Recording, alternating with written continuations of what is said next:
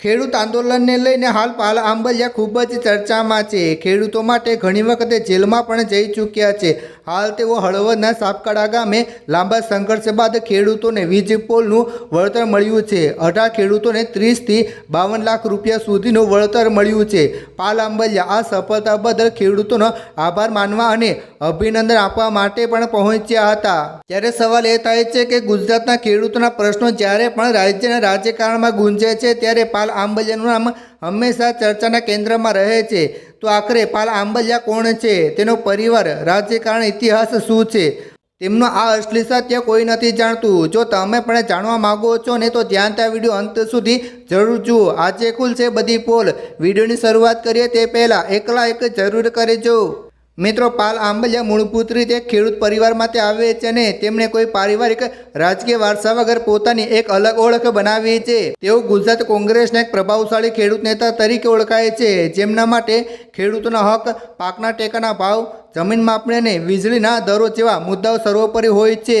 તેમની રાજકીય સફર કોઈ ચૂંટણીલક્ષી જીતને બદલે ખેડૂતોના ગ્રાઉન્ડ લેવલના સંઘર્ષો અને આંદોલનો દ્વારા ઘડાયેલી છે, જેના કારણે તેમને યુવા ખેડૂતોમાં સારી એવી લોકપ્રિયતા મેળવી છે।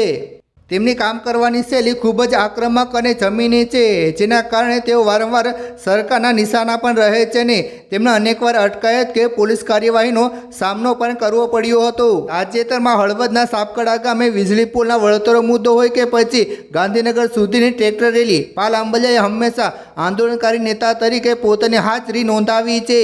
તેમની એક મોટી વિશેષતા એ છે કે તેઓ સોશિયલ મીડિયાનો ઉપયોગ ખેડૂતોને સંગઠિત કરવા અને તેમના પ્રશ્નોને જનહિત સુધી પહોંચાડવા માટે ખૂબ જ કુશળતાપૂર્વક કરે છે। ખેડૂત આંદોલનો દરમિયાન પાલ આંબલિયાને રાજકીય વિવાદોનો પણ સામનો કરવો પડ્યો હતો, ખાસ કરીને આમ આદમી પાર્ટી અને અન્ય રાજકીય જૂથો સાથે આંદોલન શ્રેય લેવા અથવા આંદોલનની દિશા બદલવાના વિવાદોમાં તેઓ સતત ચર્ચામાં રહ્યા હતા। પાલ આંબલિયા હંમેશા એવો આગ્રહ રાખે છે કે આ આંદોલનો ખેડૂતોના હિત માટે છે, કોઈ ચોક્કસ પક્ષના એજન્ડા માટે નથી।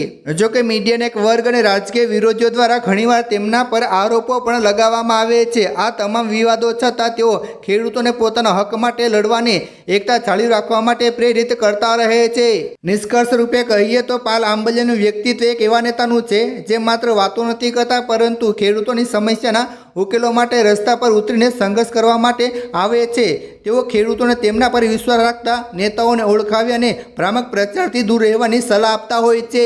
પાલ આંબલિયાની સફર એ વાતનું ઉદાહરણ છે કે તે કેવી રીતે સામાન્ય ખેડૂત કાર્યકર પોતાની મહેનત અને નિષ્ઠાથી રાજ્યના રાજકારણમાં ખેડૂતોનો અવાજ બની શકે છે, પછી ભલે તે માટે તેમને ગમે તેટલા વિરોધો કે અપેક્ષાનો સામનો કરવો પડે।